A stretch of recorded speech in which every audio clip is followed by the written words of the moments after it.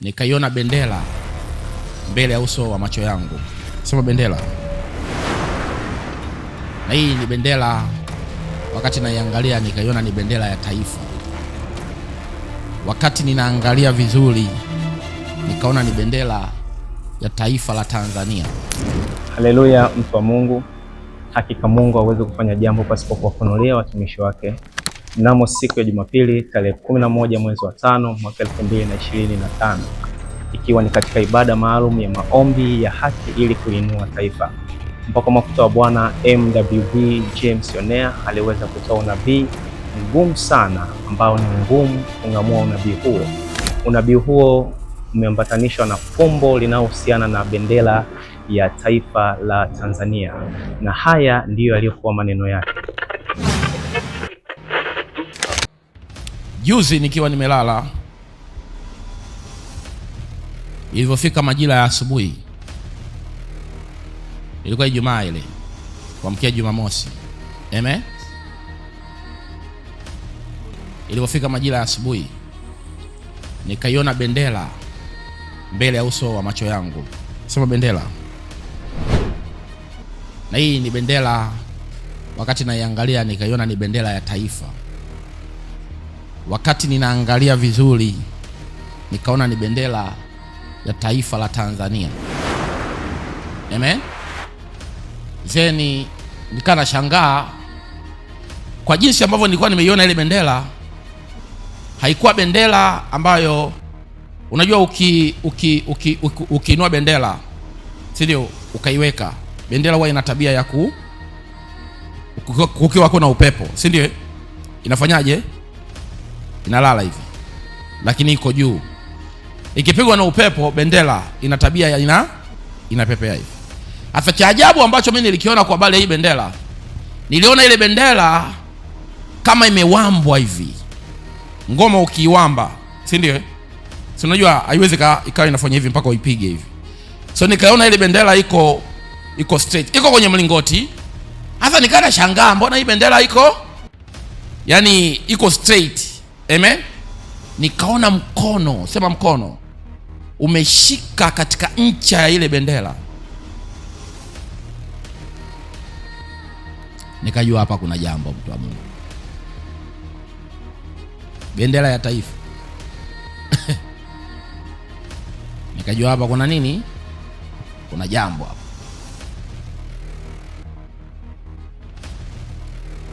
Nimekuwa nikijaribu kuisahau, kuipotezea, amen, but I see. Nikaanza kutafakari, what does it mean? Sijawahi kuona kitu cha namna hiyo. What does it mean?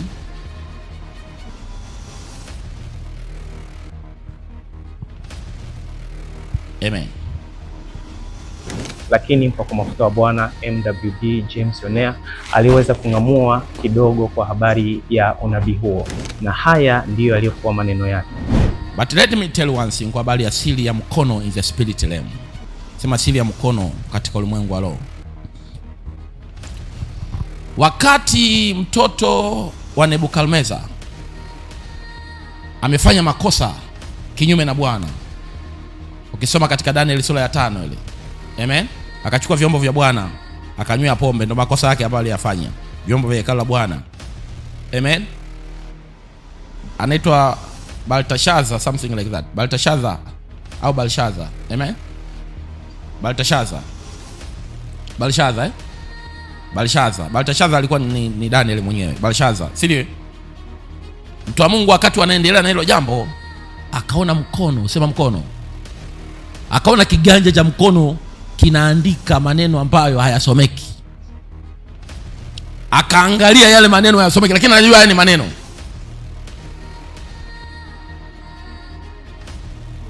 Baadaye akafadhaika sana, akatafuta waganga na wachawi kuja kusoma yale maneno yameandikwa kwenye ukuta, lakini yale maneno hayasomeki, mtu wa Mungu. Wala hayaonekani, lakini watu wanaona pale kuna maneno. Katika lugha ya video production yale maneno yalikuwa blue, amen. Watu wa video production wanaelewa. Na akatafutwa nabii wa Mungu Danieli kwa habari hilo jambo. Daniel alivyoenda akasoma yale maneno yameandikwa mene mene tekeli pelesi. Sasa naomba mtu adisomee yale maneno na maana yake. Mpe Benatus Mike hapa anisomee yale maneno na maana yake. Nazungumzia siri ya kiganja cha mkono katika ulimwengu wa nini?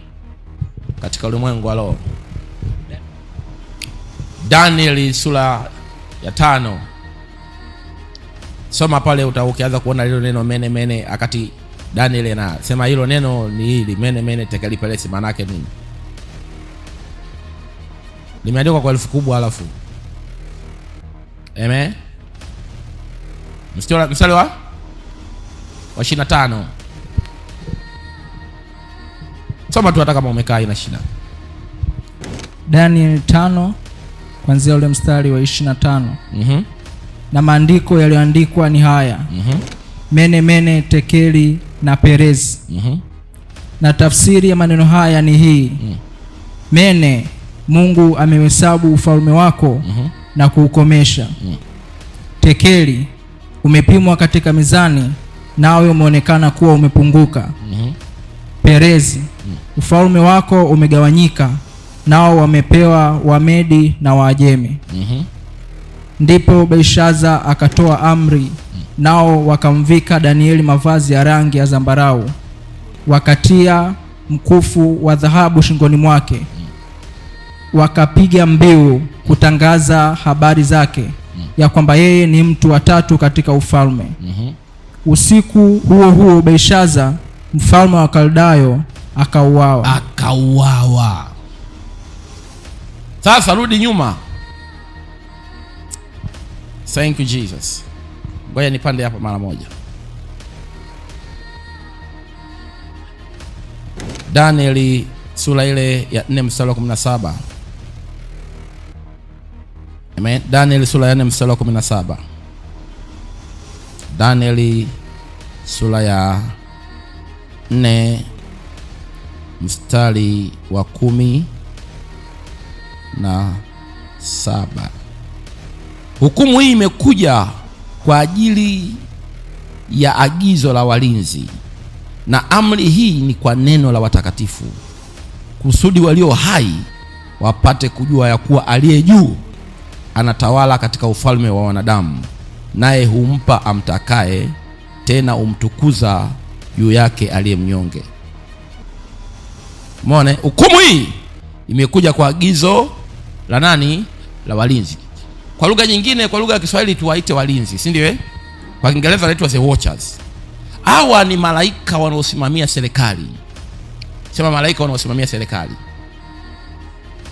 Mkono ule niliouona ni mkono wa sehemu ya hii timu ya hawa wanaitwa the watchers. Hao ndio wanaamua hali ya kitaifa, bendera iweje.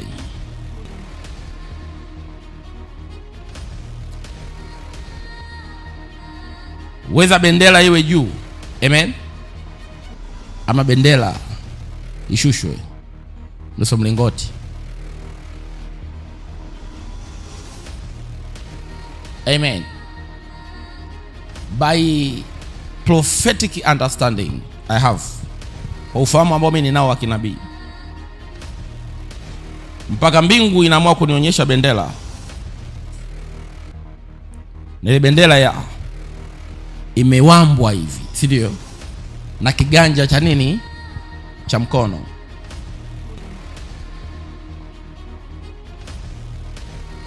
Time is learning. Time is what? Time is learning. Amen. Wako wenye kufanya maamuzi juu ya wenye maamuzi. Wako wenye kufanya maamuzi juu ya wenye nini? Wenye maamuzi.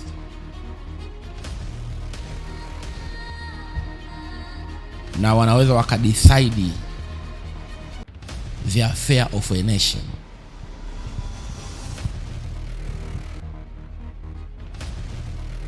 Nani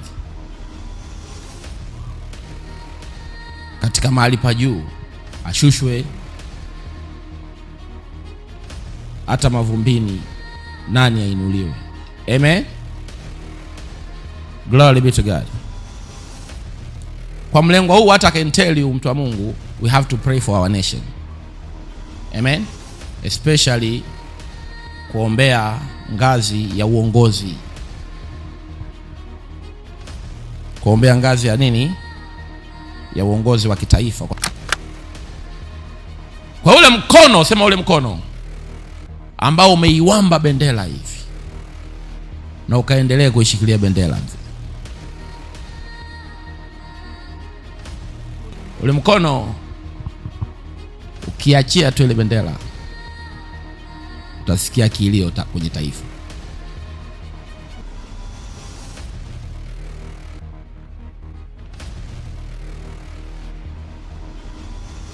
Amen. Amen. Clap your hand for Jesus.